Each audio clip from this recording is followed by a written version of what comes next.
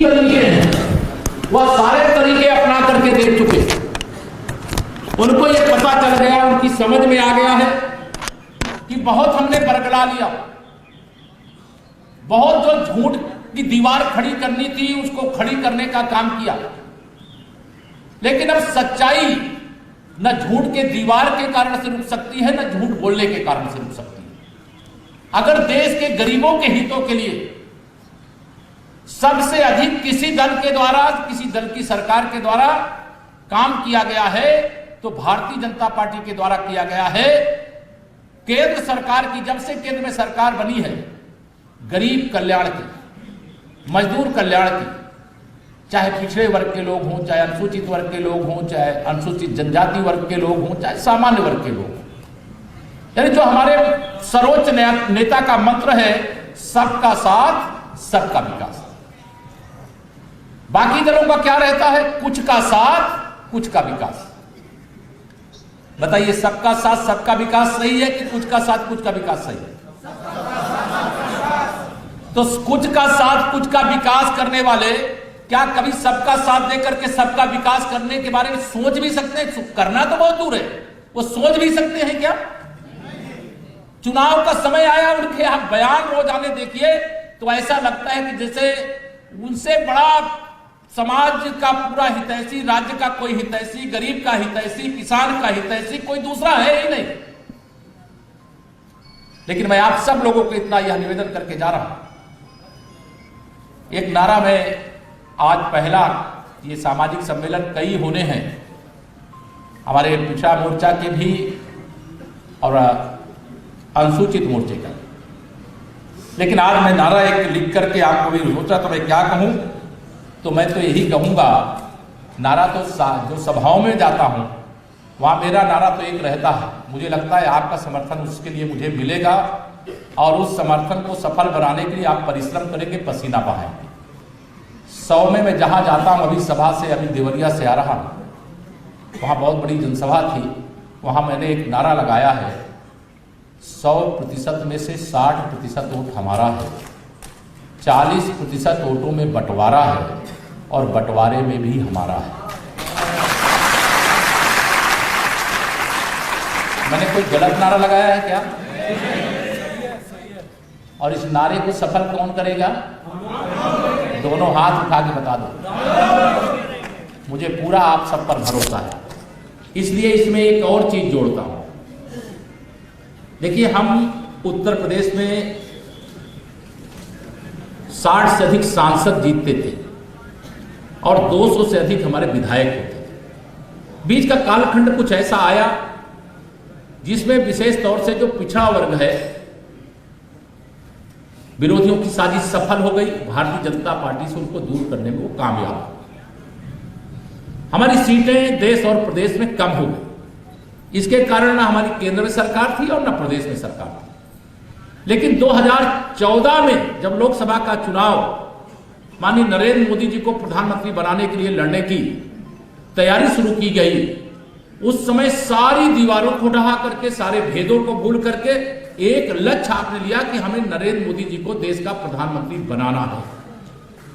और सबने अपने अपने बूथों की ईवीएम मशीन को कमल के फूल से लबालब करने का काम किया। देश में खुशहाली आई, गरीबों, मजदूरों, तमाम वर्ग के, उसके मैं भाषण नहीं दूंगा, आपको सब कुछ ना कुछ मिला होगा मटेरियल, कुछ ना कुछ आपको बताया गया। लेकिन मेरा एक नारा है आज यहां से, जैसे 2014, 2017, 2019 में तो सांप और न्योले में दोस्ती हो गई, सपा और बसपा एक हो गए थे। क्यों एक हुए थे? क्या देश के गरीबों, किसानों, मजदूरों, पिछड़ों, दलितों, आदिवासियों के लिए एक हुए थे क्या? माननीय नरेंद्र मोदी जी को प्रधानमंत्री की कुर्सी से हटाने के लिए एकजुट हुए थे। हटा पाए क्या? क्यों नहीं हटा पाए? क्योंकि आपकी ताकत मोदी जी के साथ थी और मोदी जी के दिल में आप जानते हो हम सब के लिए कितना बड़ा स्थान है उनके दिल में, वह आपको बताने की आवश्यकता नहीं। वो सारा चित्र, केंद्र की सरकार देखिए, प्रदेश की सरकार देखिए, केंद्र भारतीय जनता पार्टी का संगठन देखिए, प्रदेश का संगठन देखिए, वो सारा चित्र दिखाई देता है। सारे विरोधी एकजुट होकर के भी 2019 में भारतीय जनता पार्टी को उत्तर प्रदेश में हराने में कामयाब नहीं हो पाए। 2022 के चुनाव की तैयारी, अब 2022 के चुनाव की दृष्टि से मेरी आप सबसे अपील है, यह नारा भी है, ये पारी तो बार बार आएगी, लेकिन मेरा नारा है पिछड़े वर्ग की जिम्मेदारी उत्तर प्रदेश में भारतीय जनता पार्टी की दूसरी पारी कर लोगे। और मैंने एक बात और आपके दम पर बोला है, आपकी बार फिर 300 पार। मैं 300 पार कह रहा हूं, आप 400 पार कर दो, मैं रोकूंगा नहीं, लेकिन 300 से नीचे की बात मैं सोचता नहीं, क्योंकि आपकी ताकत क्या है। माननीय नरेंद्र मोदी जी की जो एक तरह से कहिए कि भगवान राम के लिए जैसे हनुमान जी थे, जैसे लक्ष्मण जी थे, वैसे माननीय नरेंद्र मोदी जी और भारतीय जनता पार्टी के लिए पिछड़ा वर्ग है। और पिछड़ा वर्ग की ताकत अगर भारतीय जनता पार्टी के साथ है तो भारतीय जनता पार्टी को उत्तर प्रदेश में कोई हरा नहीं सकता। एक बात और मैं आप सबसे कहना चाहता हूं, इस बार के चुनाव में बहुत सारे छोटे बड़े दल आएंगे। वो दल नहीं है, वो विपक्ष के कोई दल होंगे, उनके द्वारा प्रयोजित होंगे, कोई जाति की पार्टियां बना करके समाज के बीच में जाएंगे। वो चाहेंगे कोई 2000 वोट काट ले, कोई 1000 वोट काट ले, कोई 500 काट ले, जिसे उटकटवा कहा जाता है। गांव की भाषा में हम लोग के यहां उटकटवा, पूरे प्रदेश में समझ रहे हैं ना उटकटवा कौन होते हैं। तो उनकी किसी साजिश का शिकार नहीं होना है और ना अपने पूरे पिछड़े वर्ग के लोगों को कहीं पर भी साजिश का शिकार होने देना। ये काम कर लोगे, ये काम कर लेना, क्योंकि ऐसे तमाम इस समय घूम रहे हैं। सपा, बसपा और लोकदल का गठबंधन 2019 में भी था, उसको आपने हराने का काम किया है। अब 2022 में और जिनको जिनको जोड़ना होगा वो सब जोड़ ले, लेकिन हम 100 में से 60% वोट प्राप्त करने के लक्ष्य को लेकर के, 300 से अधिक सीटों को जीतने को लक्ष्य को लेकर के, और पिछड़े वर्ग का जो उत्तरदायित्व है उस उत्तरदायित्व को समझ करके आज से यहां मैं देख रहा हूं आपके चेहरे की चमक ये बता रही है कि आप 2022 में फिर से उत्तर प्रदेश के अंदर देखिए कमल खिला दिया, कमल खिलाने वाले। और जब कमल खिलेगा तो आप सब जानते हैं, और इसमें यहां पर जो बैठे उनके बारे में बताना, हम क्या किए हैं, हम क्या करना चाहते हैं, आप सब तमाम वरिष्ठ और बुद्धिजीवी जन हैं। मैं सबसे यह भी कहना चाहता हूं, भारतीय जनता पार्टी आपकी पार्टी है, ये कोई एक परिवार की पार्टी नहीं है, कोई एक प्रदेश की पार्टी नहीं, कोई एकमात्र जाति की पार्टी नहीं। भारतीय जनता पार्टी का एक साधारण से साधारण कार्यकर्ता बड़े से बड़े पद तक पहुंच सकता है। और पूरे विश्वास के साथ भारतीय जनता पार्टी के काम में जो लगे हुए हैं, कहीं निराश नहीं होना है। कई बार थोड़ा उथल पुथल उताल लहर कहते आती रहती है, उथल पुथल उताल लहर यह पथ से न डिगाने पाएगी, पतवार चलाते जाएंगे मंजिल आएगी आएगी।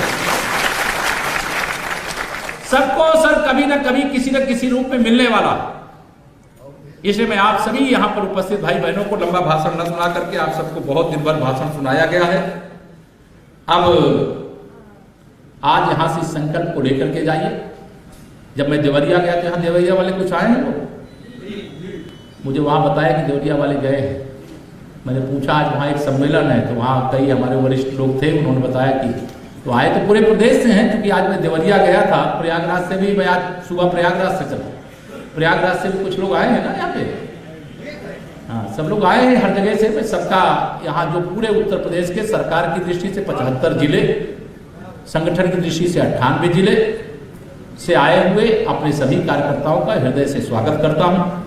और आप सबको यह भरोसा दिलाता हूँ, सरकार के लगभग 4.5 साल से भी अधिक समय पूरे हो गए हैं, चुनावी मोड़ पर प्रदेश है, और इस चुनावी मोड़ पर भी आपको मैं कह रहा हूँ, मैं सदा कहा हूँ और आज भी आप सबके बीच में कह रहा हूँ, आप जब यहाँ से जाइए तो इस विश्वास के साथ जाइएगा कि ये जो मंच बैठा है, वो मंच पर लोग बैठे हैं, जिस पद पर बैठे हैं वह पद पर वही लोग नहीं बैठे, या जिस पद पर मुझे पार्टी ने दायित्व दिया है, मैं उप मुख्यमंत्री हूँ, अगर मैं जिनसे अपील कर रहा हूँ वह अपने आप को उप मुख्यमंत्री ना समझें, तो मुझे लगेगा कि मैं आपसे यह जिम्मेदारी दे करके 2022 में कमल खिलाने के लिए कहूँ, इसका अधिकारी नहीं हो सकता। आप इस भरोसे से कहो कि आप भी डिप्टी सीएम से कम नहीं हो। और इस अधिकार, इस विश्वास के साथ यहां से जाइएगा। कोई हो सकता है 4.5 साल से हम लोग प्रदेश में हैं और 2014 से हम लोग केंद्र में हैं। कोई एक बात ऐसी होती है जिसके कारण से कोई प्रसन्न होगा, कोई नाराज होगा, लेकिन एक नारा और याद रखना, बाकी सब कुछ जाइएगा भूल, याद रखिएगा नरेंद्र मोदी और कमल का फूल। इसको याद रखते हुए आप सब 2022 की तैयारी के लिए आगे बढ़े। आप इतनी देर तक प्रतीक्षा किए, मैं मंच का भी, मैं हमारे जितने भी साथी मित्र बैठे हुए हैं, मैं उनका सबका धन्यवाद, जो सामने बैठे उनका सबका भी हृदय से धन्यवाद करते हुए आप सबसे यह एकदम समझ लीजिएगा कि ये महाभारत का जो युद्ध है, इस युद्ध में भी भारतीय जनता पार्टी एक बार फिर से ऐतिहासिक विजय प्राप्त करेगी, फिर से उत्तर प्रदेश में सरकार बनाएगी। न गुंडागर्दी, न भ्रष्टाचार, भाजपा ही देती है और देगी अच्छी सरकार।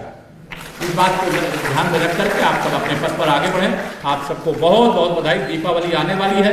अभी मुझे भगवान श्री गणेश जी, माता लक्ष्मी जी की मूर्ति माटी कला बोर्ड के माध्यम से मुझे भेंट की गई और मुझे बताया गया कि जो लोग भी आए हैं आज इस कार्यक्रम, उनको सबको भेंट किया गया है। आप सबको दीपावली की बहुत बहुत शुभकामनाएं, बहुत बहुत बधाइयां, मंगल कामनाएं और अपनी वाणी को देता हूं विराम। बोलिए जय श्री राम।